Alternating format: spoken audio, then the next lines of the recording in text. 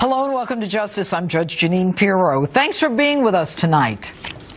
You know, I've been watching this president for 6 years, and after this week's prayer breakfast, it all came together. It finally made sense to me. Barack Obama is comfortable with extremism.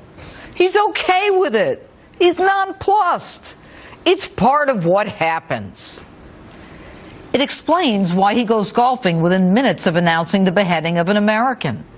It explains why he didn't join 40 world leaders in France to denounce Islamic terrorism. It explains why he doesn't attend certain funerals, why he does nothing about the wholesale slaughter of Christians in the Middle East, or the raping, beheading, crucifying, and burying alive of children there. Why he doesn't get excited about people who cross his red lines. And it explains why he so easily pivots to health care after announcing the burning alive of a coalition pilot. But back to the prayer breakfast. Take a look at this. And lest we get on our high horse and think this is unique to some other place, remember that during the Crusades and the Inquisition, people committed terrible deeds in the name of Christ. So this is not unique to one group or one religion. There is a tendency in us, a sinful tendency that can pervert and distort our faith. You know, the president's comments didn't make sense to a lot of people, including Joe Scarborough. You almost have to ask the question, where did he go to church? Where would he get such ideas from? You know, Joe, I'm so glad you asked that question. It took me back to this man whose church the president attended. No, not God bless America, God damn America, that's in the Bible for killing innocent people. Of course, that's a famous Reverend Jeremiah Wright, in whose pew the president sat for 2 decades. And what was that other thing? Get off our high horse? Are Americans on a high horse because we condemn the jihad of Islamic terrorists? Are you saying it's our turn? That we have it coming? Or that by pointing out centuries-old wrongdoing, you excuse the slaughter of innocents today?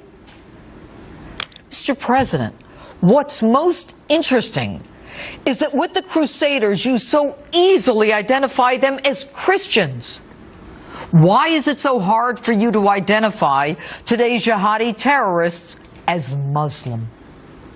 Throw a rock at Christians? No problem. But never speak of Islamic terrorists. Mr. President, aside from the obvious that was then and this is now, the Quran is interpreted by some as demanding jihad, the taxing or killing of non-believers, and a worldwide caliphate. And surprise, today's terrorists are beheading, imposing that same jizya tax, and in their march to create an even bigger Islamic State. Stop apologizing and stop pussyfooting around with this language dance. We get it. Not all Muslims are terrorists. It was Egypt, the country of 90% Muslim, that rose up against the jihadists who were also Muslim. Consider this. The first World Trade Center attack in 1993 by Muslims. The USS Cole bombers were Muslim. The Fort Hood shooter was Muslim. The shoe bomber was Muslim. The underwear bomber was Muslim. The Boston bombers were Muslim. The September 11th hijackers were Muslim.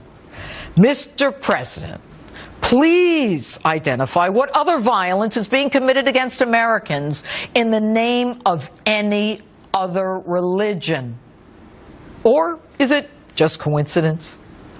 You know, you identify terrible deeds in the name of Christ.